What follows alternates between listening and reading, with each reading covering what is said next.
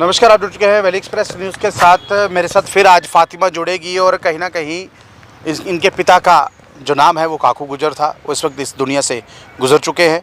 और कहीं ना कहीं उस फातिमा और इसकी माँ की जो जिम्मेवारी थी वो इनके बेटे को जो थी वो दे दी गई थी।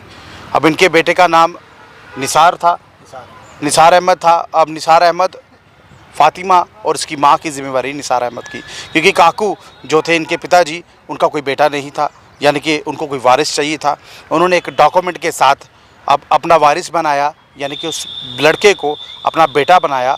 बेटा बनाने के बाद अपनी बीवी और अपनी बच्ची की जिम्मेवारी इनके हाथ में देगा। अब इस दुनिया से गुजर चुके हैं। पर ये दूसरे लोग यानी कि काकू गुजर के जो भाई थे, अब शरीकी रिश्तेदारी तो है, वो इस वक्त फेक खबरें चलाकर कहीं ना कहीं इस फैमिली को गुमराह कर रहे हैं। अब इस फातिमा की माँ को जो है वो कहीं ना कहीं गुमराह, या ये कहा जाए कि किडनैप करके जो है वो ले गए हैं। ये मैं नहीं बोल रहा, ये फातिमा बताएगी, ये लोग बताएंगे किस तरह से क्या हुआ। फातिमा, क्या हुआ था? मम्मी कब गई थी अब घर से? क्या हो गया था? कौन ले गया उनको? उसका देवर कब लेके गया था वो बताओ बच्चे। कितने दिन हो गए? अच्छा, 8 तारीख से वो लगभग आज 8 तारीख से लेके आज 29 तारीख है, यानी कि कहा जाए 20-22 दिन हो गए हैं। तो 20-22 दिन से मम्मी घर नहीं आई। अभी हमने एक खबर देखी थी, किसी निजी चैनल पर थी। मम्मी, ऐसा लग रहा था मम्मी से कुछ ज़बरदस्ती बुलाया जा रहा है। क्या लग रहा है फातिमा? आप बताओ, खुल के बताओ, क्या लग रहा है बच्चे? आपकी जिम्मेवारी जो है निसार अहमद के पास है ना? वो आपके बड़े भाई ही लगते हैं। तो देखिए, ये बच्ची इसलिए नहीं बोल पा रही क्योंकि उम्र बच्ची की बहुत कम है, छोटी है, और यहाँ पर इसलिए पहुँची है क्योंकि इसकी बाजू जो थी, मैंने पिछली बार भी खबर चलाई थी, इसकी बाजू तोड़ दी गई थी। तोड़ी किसने थी? वही जो तोतू बिट्टू और एक और आदमी है कासिम, जिन्होंने इसके घर पर हमला किया, कोठी तोड़ी, उसके बाद कहीं ना कहीं इस लड़की की बाजू भी तोड़ी, उसके बाद इसकी माँ को जो थे वो अगवा कर ले गए। आप मुझे बताइए, जब ये सब कुछ वाकया हो रहा था आप कहाँ थे? सर, मैं था ऊपर तुली बनना में गया हुआ था। मैं तुली बना हुआ था घर में, वहाँ पे कोई भी नहीं था। वही थी, ये बेटी भी कहीं दूसरी जगह पे थी, लेकिन वो आए पीछे से, यही बदमाश लोग ये वहाँ पे आए। ये इसके देवर थे जो, इन्होंने उसको जबरदस्ती वहाँ से किडनैप करके वहाँ पे ले गया। 20-22 दिन से पुलिस कुछ काम नहीं कर रही। आपने एप्लीकेशन भी दी हुई है? हाँ, एप्लीकेशन दी हमने। उसके बाद उसके दूसरे दिन हमने एप्लीकेशन जाकर दे दी कि ऐसे ये कार्रवाई हो गई है। 8 तारीख को हमने ये एप्लीकेशन भी दे दी है। 8 तारीख को हमने एप्लीकेशन दी। उसके बाद अभी तक पुलिस ने भी उनके खिलाफ कोई कार्रवाई नहीं की है।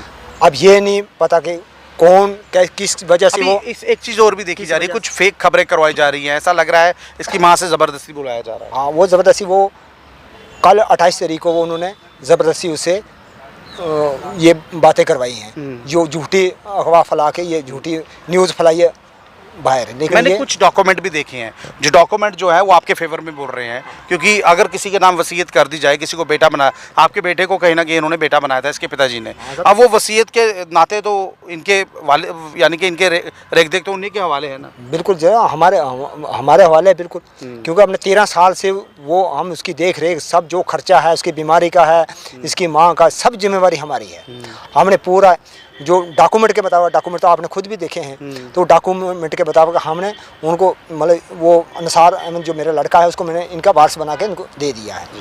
अब उसके मुताबिक इन्होंने क्या काम किया कि अभी वो उसकी बेचारे की डेथ हो गई। डेथ होने के बाद इन्होंने ये मामला शुरू कर लिया। यानी उनको पता कोई है नहीं, तो चलो थोड़ा बहुत कर इसकी ज़मीन जो है वो हड़पी जाए।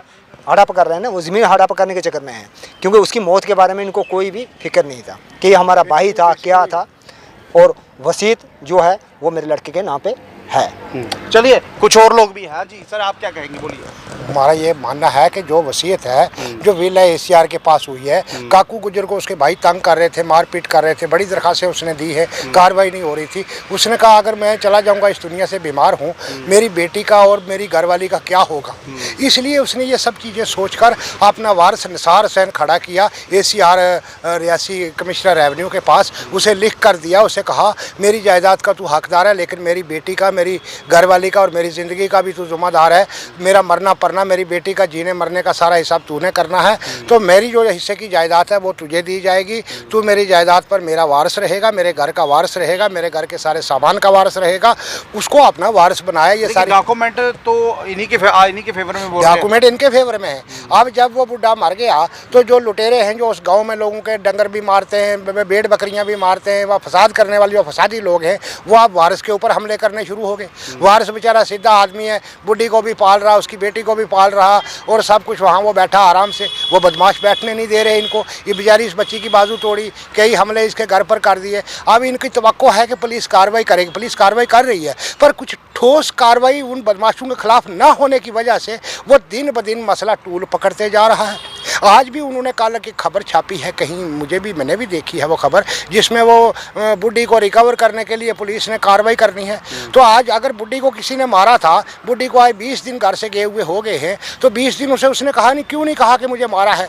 20 दिन पहले जो ही वो बुढ़ी घर से लापता हुई, वारिस ने दरखास्त दे दी, भाई फलाना फलाना बंदा ले गया है, वो सामान भी हमारा ले गया है, हमारी बुढ़ी को रिकवर किया जाए, हमारा सामान भी रिकवर किया जाए। 20 दिनों से पुलिस तो रिकवर नहीं कर पाई।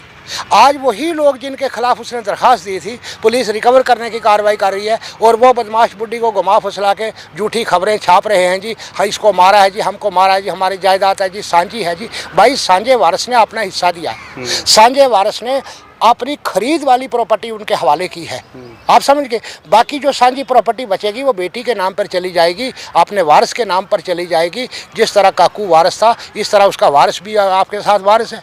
आप आज उसका घर भी छीनना चाहते हो, आप उसकी प्रॉपर्टी भी छीनना चाहते हो काकू गुजर की। जब तक वो कागज़ जिंदा है तब तक वही बुढ़ी का वारिस है, वही बेटी का वारिस है, वही जायदाद का वारिस है। कोई दूसरा अगर फोर्सिबली कोई उसका वारिस बनना चाहे वो हो सकता है, नहीं हो सकता। हाँ, एक तरीके हो सकता है, अगर वहाँ इंतज़ामिया काम नहीं करेगी, कानून अगर काम नहीं करेगा, गुंडे मवाली वहाँ पर बाप का राज बनाएंगे, तब हो सकता है कुछ ऐसा हो जाए। बहरहाल जहाँ बड़ी बात मैंने एक देखी है, पुलिस जो ठोस कदम उठाती है, कहीं ना कहीं डाकू बच जाते हैं। कई गरीबों की बकरियों को लातें तोड़ी हुई है उन्होंने मार मार के, बकरी कहीं जंगल में न चढ़ जाए। किसी गरीब का बैल उन्होंने पहाड़ से गिरा के फेंक के मारा हुआ है।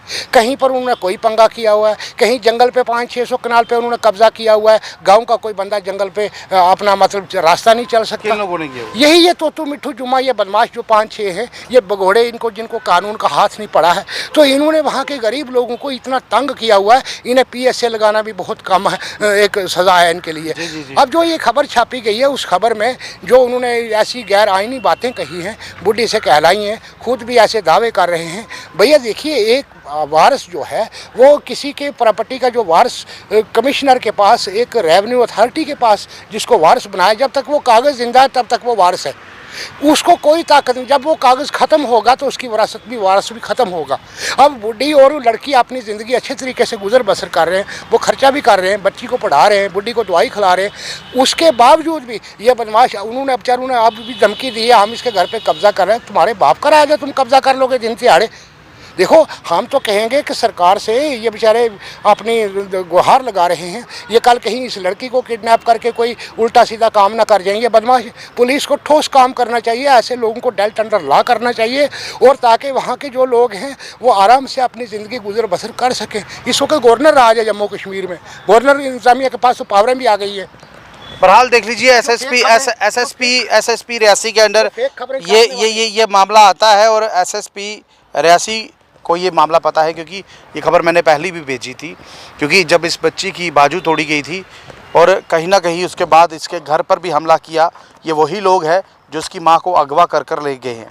और पुलिस के पास दरखास्त पहुंच चुकी है, 20-22 दिन हो चुके हैं, पुलिस सोई हुई है।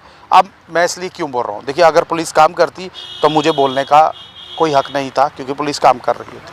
अगर पुलिस काम ही नहीं कर रही, आज इसकी माँ को वो अगवा कर ले गए हैं, कल इस बच्ची को ले जाएंगे। ये बच्ची छोटी है, बाजू तोतू मिठू, और उसने तोड़ी हुई है, 3 लोग थे, और आज वही लोग जो है इनकी जगह ज़मीन पर जो है वो कहीं ना कहीं कब्जा करने चाहते हैं। वो इसलिए बोल रहा हूँ क्योंकि अगर जगह ज़मीन पर कब्जा कर लिया तो इस बच्ची, ये जो बच्ची कहीं ना कहीं, जो इसके वालिद थे, वो इन्होंने एक वसीयत बनाई थी, उस वसीयत पर स्टैंप लगी हुई है, कागजी कार्रवाई हुई है, और सारे डॉक्यूमेंट जो है वो वसीयत में ये बोलते हैं कि इनका जो बेटा था उसके नाम पर वसीयत कर दी है। इसकी माता और इसकी बच्ची की जो जिम्मेवारी है उस व्यक्ति के हाथ में जिसके नाम पर ये वसीयत है। और यही वो चीज़ पछती हुई उन लोगों को नज़र नहीं है, तोतू मिठू और एक और आदमी है कासिम, उनको ये पछती हुई नज़र नहीं आ रही है कि ज़मीन तो गई, अब कहीं ना कहीं जो वो कहा जाए कि गांव में कहीं ना दिक्कतें करते हैं लोगों को, किसी की बकरी की टांग तोड़ देनी, किसी की गाय को अंदर बंद कर देना, किसी की गाय को खुलने नहीं देना। पुलिस के पास सारा मामला है, पुलिस की तरफ से एक कांस्टेबल आता है, वो वहाँ पर आकर बातचीत करता है कि आप इस मामले को सॉर्ट आउट कीजिए। जम्मू कश्मीर पुलिस वाकई काम करने में सक्षम है, लेकिन इस मामले में पुलिस काम क्यों नहीं कर रही ये समझ नहीं आ रहा। रियासी डिस्ट्रिक्ट और मैं आपको बता दूं अरनास जिजबलंगी गांव का ये मामला है। ये बच्ची गुहार लगाने हमारे पास आई है और इसकी गुहार जो है ये सुननी पुलिस को पड़ेगी, कहीं ना कहीं एलजी एडमिनिस्ट्रेशन को सुननी पड़ेगी। जनाब आप देखिए छोटी बच्ची है, कम से कम वालिद इसके घर के पिता या कहा जाए घर के बुज़ुर्ग नहीं रहे और माता है, माता और माँ और बेटी दोनों हैं। इन दो माँ बेटी की जो जिम्मेवारी है वो इनके ऊपर पड़ चुकी है। 13 साल से इनके साथ रह रहे हैं। आज आके कुछ लोग गड़बड़ी कर इनकी जो वसीयत है यानी कि ज़मीन जो है जायदाद जो है वो छीनना चाहते हैं। बहरहाल ये लाइव दृश्य अगर आपको अच्छे लग रहे हो तो अपनी महत्वपूर्ण राय जो है कमेंट बॉक्स में जरूर रखिएगा। उस वीडियो को ज़्यादा से शेयर कीजिएगा। नमस्कार।